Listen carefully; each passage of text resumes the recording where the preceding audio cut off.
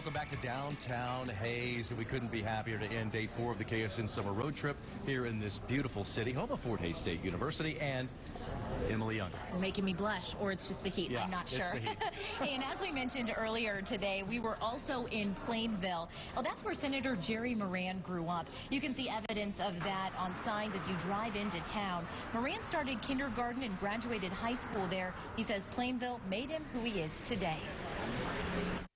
And I can tell you there's no suggestion of me growing up in Plainville that I would be a United States Senator. But it is the people who nurtured me. I had great parents, and we were a good part of the community, but there's just lots of people in that town who made a difference in my life that I respect and highly regard. Well, we mentioned earlier that we took a big train ride down there in Ellis. The town is rich in railroad history. Ellis got its start as a water station along the tracks of the Kansas Pacific Railroad in 1867. And you can see artifacts from that time inside the Railroad Museum. It's trying to keep the memory and the tradition alive, you know, of what Ellis was and still is to a point. So just with volunteers and myself, and we try to make it happen.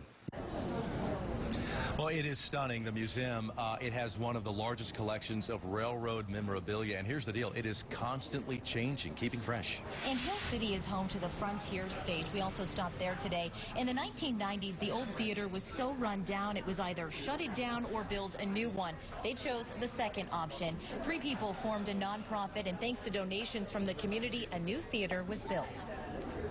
When there's a need here, people come forward. That's part of rural America, and we're no different here, and it's so wonderful.